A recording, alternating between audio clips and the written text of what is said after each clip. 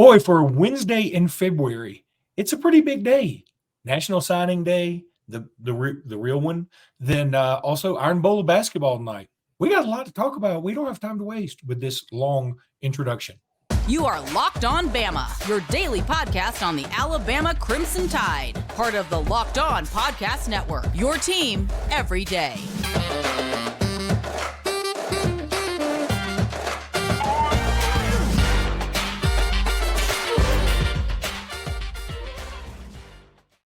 Hey, everybody. Welcome back into Locked On Bama. Luke Robinson, that's me. Jimmy Stein, that's him. This episode is brought to you by Gametime, and thank you for making us your first listen every single day. You guys are the absolute best. Got a story I'm going to tell you to begin the second segment about how Bama has far-reaching tentacles.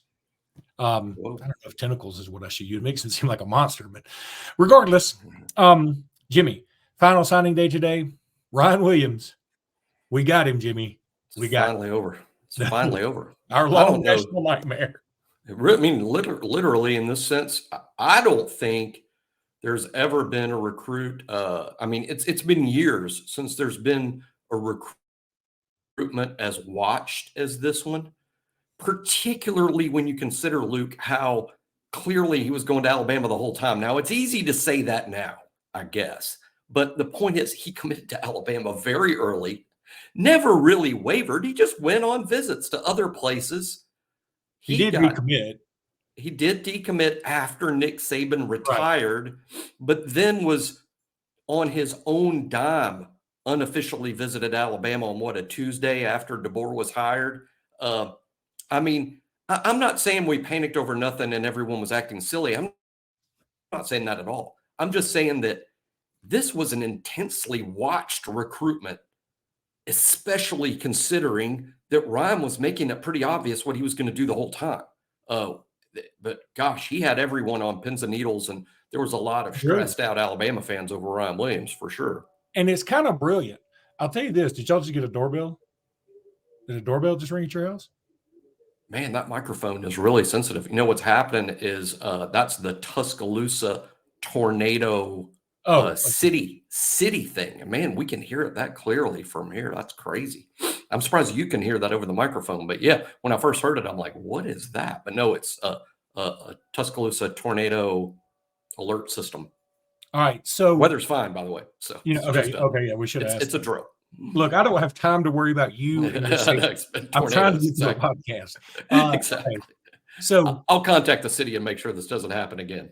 So, it does bring up the thought, if, let's say, Julio Jones had come up in the world of Twitter and, now, I mean, he came up in an iPhone world, I guess, but just barely. We didn't have Twitter and all this other social media stuff that just eats people alive, at least their souls. I think Ryan handled it about as well as you can, because Ryan's also been through this for a while. Ryan's been in the Twitterverse for a while now. And there's some kids who I think would have had a hard time. I think Julio would have had a hard time dealing with this, because he would have really probably just avoided it, is my guess. I'm not even sure if Julio Jones has a Twitter account. Like, you don't hear about Julio doing anything. Like, he is the antithesis of your normal receiver in that he's not super flashy. He's not, making sure, he's not out selling a bunch of stuff.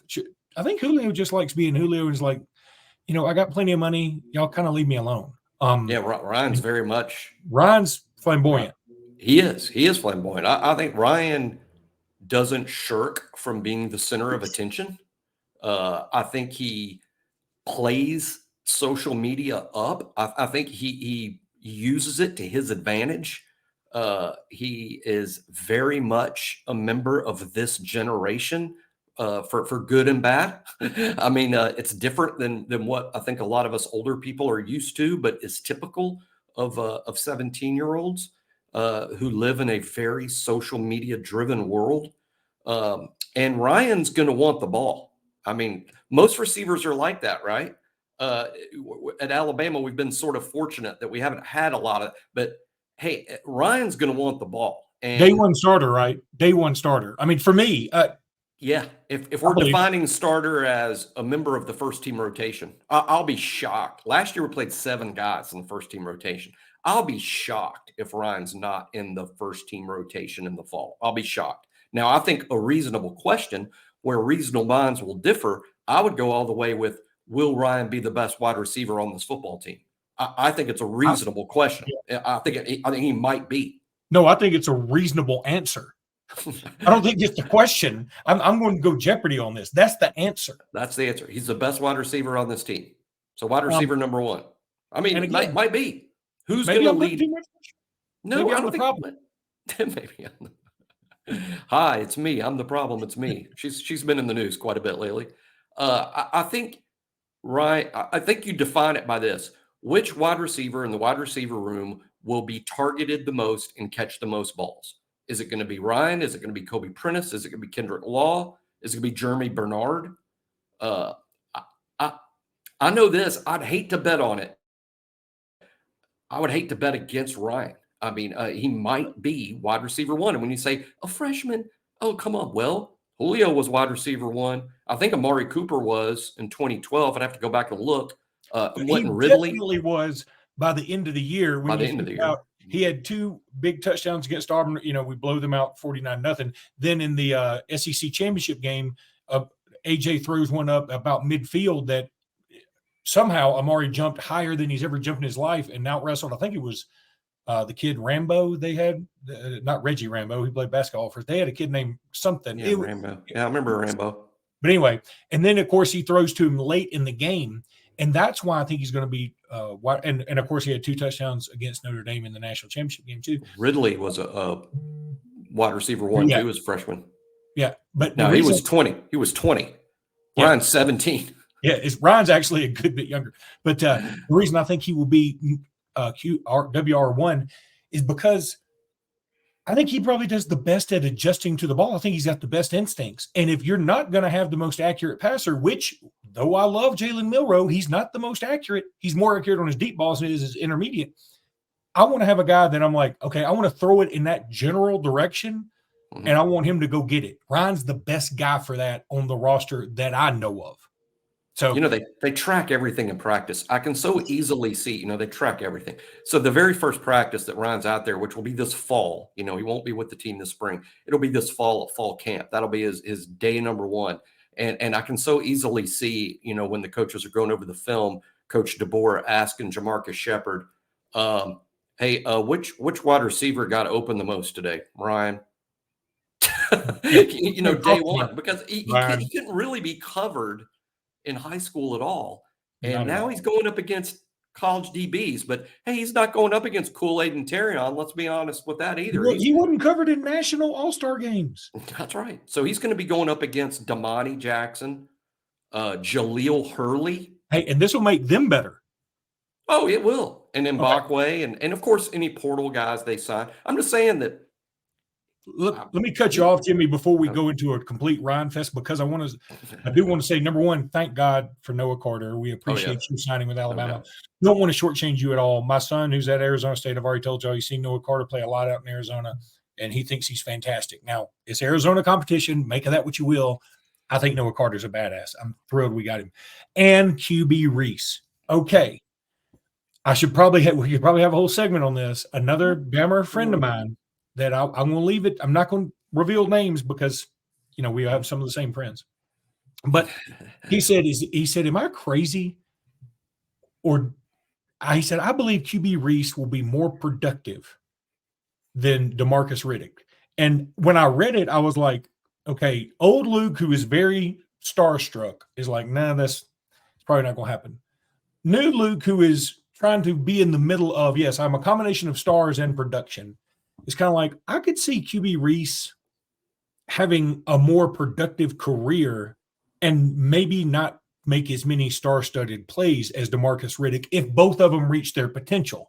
I think DeMarcus Riddick is capable of bigger plays, maybe just fewer plays. And, well, I could see QB Reese being a guy, you're just like, he's just in on every tackle. Now, you know, does he make a lot of sacks? Nah. Does he make a lot of, tackles for loss? Nah. But he's always in the right spot to make the tackle. That's what I think of QB Reese when I think of him in high school. I also appreciate the fact that QB Reese, sort of like Ryan Williams, he seems to be a gump. He's been dying to come to Alabama. We weren't even 100% sure he was still going to sign with us. And he signed with us. He never took offense to any of that. And so, QB Reese, you're in my heart. I'm as high on him as you should be for the where he's ranked. I'm as high on him as you can be based on where he's ranked. And I'm not going to compare him to 5 stars or national top 100 players. I'm just curious as to see how his career ends up, because one of my rules is this: when you are a very productive player at the highest levels of high school football, and 7A and 6A in Alabama are roughly the same to me. When you're a highly productive player in high school at the highest levels, those guys are rarely busts. Now, sometimes they're not as good as you would have liked them to be, but they're rarely busts. I'm happy that QB Reese is going to be a part of Alabama's football team, and I'm not predicting immediate greatness by any means, but I am higher on him than a lot of people are based on where the star rating is, for sure. And let me say this: I am not saying I would have ranked QB Reese ahead of DeMarcus Riddick. Yeah, I would not have done. I got to call a DeMarcus Riddick game in person. I thought he looked pretty good. I wouldn't have had him a 5-star because I think 5 stars have to jump off the page at you at all times. In fact, I thought Malcolm Simmons was a better prospect than DeMarcus. Here's what's interesting to me, Luke, and this is what's interesting. And again, what does this mean? QB Reese and Sterling Dixon are going to play the same position, and they played similar schedules. Now, I know QB's from Birmingham and Sterling's from the Mobile area, but based on who they are in the programs that they're at, they play similar schedules. So in other words, they're going up against a similar talent level, and their stats in terms of on-the-field production are remarkably similar. Yeah. Yet Sterling's ranked way higher, and he is because he's a bigger, faster guy. He's a bigger, more physical presence, better measurables, and more higher profile, but better measurables. And in Mobile. And I would take Sterling. I would take Sterling over that. If these are my 2 choices, I'm taking Sterling Dixon. I am. But I'm just saying, what makes recruiting so fun is this: the on-the-field production is the same. QB got it done at the same rate Sterling did. So it'll be interesting to see. The logic suggests that Sterling, being a bigger, faster guy, is going to make an easier adjustment to SEC football. But that's what just intrigues me about this stuff so much. All right, we're way over, so I'm going to tell you about Gametime. Gametime is the fast and easy way to buy tickets for all sports, music, comedy, theater events near you. And right now, users get $100 off when they buy a big game ticket with code Vegas100. Of course, the Super Bowl is in Vegas. And if you were in Vegas with an extra $100, what would you do? I'd probably just say, hey, just put it on red and let it ride, and maybe, do it a few more times. Next thing you know, you're in the Super Bowl because you can use the Gametime app to get that Super Bowl ticket. With killer last-minute deals, all-in prices, views from your seat, and the best price guarantee, Gametime takes the guesswork out of buying tickets. The things that I love about them, obviously, are the last-minute tickets, flash deals. I've used Gametime a lot myself. This is not Luke just talking out of his yin-yang. I'm telling you, I have used this company a lot. I love them. The views from the seat venue are what will really change your mind, about using any other source for this. Gametime is the only ticketing app that gives you complete peace of mind with your purchase. All-in prices show your total up front. Not one of those, oh, you got a ticketing fee. Oh, we got to do the undercoating. Oh, you want rust proofing. All this stuff that you get on your car sometimes, in other ticketing apps, you don't get it with Gametime. Take the guesswork out of buying tickets with Gametime right now. All Gametime users get $100 off a big game ticket with code Vegas100. So you want to go to Gametime.com, check them out. Download that app. That's what you really want to do, is download that Gametime app. Use Vegas100 as your code, get $100 off, and then you can send something to my fan mail that you thank me, and I would appreciate it. Not going to have a lot of time to do our roster countdown today because I do want to get in the Iron Bowl of basketball in segment 3. But Jimmy, yesterday I told you the tentacles of Alabama are far-reaching. We're in Lake Tahoe, my wife and I and my daughter, and we went. I don't really like to ski, so we went to snow tubing. Took my daughter snow tubing. It was fun. I'm going to take her on a snowmobile, but regardless, snow tubing yesterday, and there was like these hills that you do, and they had one guy up there sort of pushing you down the tube or whatever. His name was Rodrigo. Super nice guy from Chile. his dad he like does a student exchange. I don't know, it's something like that where he comes over and stays a while. They go over there and study a while. They're all family friends, whatever. And he happens to be in Tahoe right now, just doing like work stuff. And then he's going back to finish up college. But he's on his like 4th year there. Super nice guy. And he said, "Yeah, I live in California, and I'm in California now, but the family I visit in North Carolina that we're so tight with, they're huge Alabama fans." And I said, "Really?" And I said, "Yeah." And my wife said, "Well, he does a podcast all about Alabama." And I said, "Yeah." I said, "Rodrigo, hook me up with an intro here." Okay, you're watching Locked on Bama with Luke and Jimmy. Roll Tide. Roll Tide. That's how I wanted it to go on the first take. This is how it went on the first take. You're watching Locked on Bama with, what's her name? Luke. And what's the other guy? Jimmy. Jimmy. Luke and Jimmy, yeah. I was like, I really should just use the first one because I think that's how everybody thinks of us. Yeah, I watched Locked on Bama with the tall, goofy guy and then the old guy with the great hair. Yeah, that's how. Hey, shout out to Jim at baseball scrimmage yesterday. Watching baseball scrimmage, comes up, says he watches the show every day. Luke and I, and that's probably why I has to go to practice and things like that, so we can actually get some good information as to what's going on with Alabama athletics. But anyway, shout out to Jim for introducing himself and watching the show every day. And shout out to Rodrigo, who became a subscriber yesterday. I appreciate it, Rodrigo. That was a cool intro. That's the best intro we've had since the Katie Ingleson intro on the old show. Oh God, we got to get her back. We need more. Well, I don't think Locked On's cool with that. But back when she can do a shout out like that. Oh, she can do a shout out for sure. Yeah. Oh, yeah, I just want a shout out. I don't want much. When it comes to for those that don't know, by the way, Katie Ingleson, Alabama graduate, Alabama sports reporter extraordinaire. She is now I don't know what you call it. Do you call it the sideline reporter? And when it's hockey, but she is the rink side reporter for the Florida Panthers in the NHL, making it all the way to the Stanley Cup. And so she is on the Florida Panthers broadcast every single night and hosts some Florida Panther stuff. So she's big time. Keeping in line with these perfect segues, Jimmy, your roster countdown rolls on, and who is it today? Bray Hubbard is the number 49 player, I believe he is on the roster ranking, 49th best player on the team. Hey, real quickly about Bray, shows up and plays right away. Everybody else we've covered to this point pretty much has been a red shirt. Bray was not. Bray played in too many games. He by the end of the year was an every week special teams player. Saw some snaps at safety. He's a dude, man. Bray Hubbard's going to be a player. We'll see if he ever, makes it to the starting lineup. I think he's a contender to be a starting safety this year. It will be a surprise if he's not a highly contributing member of the special teams. Bray did a really good job as a true freshman. They obviously like him a lot. He will be a significant player this spring because there's only about 4 safeties returning from last year's team. He'll have to fend off the freshmen, and like Peyton Woodyard is going to show up trying to leapfrog him. And but anyway, we should all be high on Bray Hubbard. I think he is a strong potential future starter at Alabama at safety. Certainly hoping that he makes a move because, that's probably our second biggest worry is the defensive backfield right behind offensive line. I think Jimmy and I both agree on that. So we would love to see Bray Hubbard step up. Meanwhile, Jimmy, I think it's time that we get into some FanDuel, and right after that, it's time for some basketball talk because we got a big one tonight. And if I can find the FanDuel thing, that's going to make my life easier. Here we go. Oh, boom. FanDuel is America's #1 sports book. Y'all know. I ain't got to tell you. But they tell me I have to tell you. Happy Super Bowl to all who celebrate from FanDuel, America's #1 sports book. If you're like me, Super Bowl Sunday is all about scoring the best seat on the house, grabbing your favorite football snacks, and placing some super bets. That is the most fun of it all. FanDuel has so many ways for you to end the season with a big old W or 2 or 3 or 4 or 5.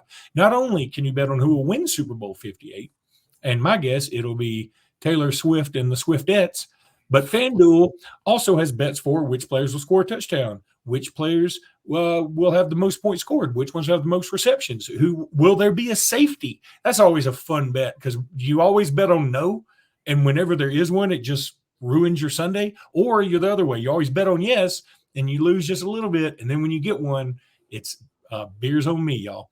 New customers join today and you'll get $200 in bonus bets if your first bet of $5 or more wins. Just visit FanDuel.com/lockedon to sign up. That's FanDuel.com/lockedon to sign up. Make every moment more with FanDuel, which is an official partner of the NFL.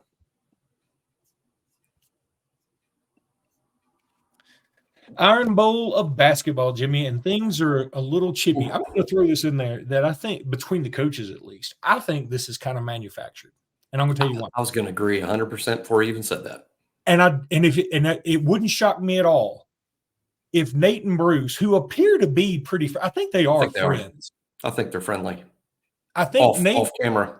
Yeah. And I think Nate said something like, hey, playing in Auburn is like playing one of those old high school gyms with 2,000 seats and everybody's on top of you. And frankly, I understand anything an Alabama coach says, Auburn fans are going to be like, oh, well, that sucks. They say Auburn is the most generous, loving, giving university I've ever been around. Oh, he's just trying to say what we want to hear. No, that I think he really means it. Like, yeah, that place is a hell to play. And I agree. It's one of the toughest environments in basketball, if not the toughest right now. But the way he said it was sort of very Nate Oatesy. Nate Oates is not – I don't want Nate Oates to ever give me a compliment. You know what? I feel like Nate Oates would say, Luke, you are one of the most handsome men I've ever seen who's probably 59 years old. Well, I'm 51, Nate. I stand by what I said. If you were 59, you look a lot better. At 51, you look like warmed over poop. But, but then Bruce came back and said something like, they're going to get Nick Pringle back. Imagine that. They come back right for the Auburn game. Well, first of all, nobody even knows what Nick Pringle's been suspended for. It was nothing bad. And number two, didn't we get Sharif Coopered about 2 years ago? That sounds right. Yeah. And I don't think – here's one thing I'm not ripping on the kid. Here's one thing that's not going to make a difference in the outcome tonight. Nick Pringle. Nick Pringle. Yeah. I hope he does. I hope he does. But if he does, it might be for the other team, by the way, because our plus minus with Nick Pringle isn't that great. It's just 5 more fouls is what it is. Let's call it. It's momentary rest for some starters. That's what I think it is. Hey, Pringle makes a difference. Shame on Auburn, to be honest. And again, I'm not ripping on the kid. I'm glad he's back. I want Nick Pringle to be a contributor to this team down the stretch because I think he can help us. But he's not going to be the difference playing a top 10 team on the road, particularly somebody that's got some interior players like Jedi Broom. I think exactly what you said, Luke. I think Nate Oates was trying to compliment Auburn, and they took it the wrong way. I don't think it was an intentional jab.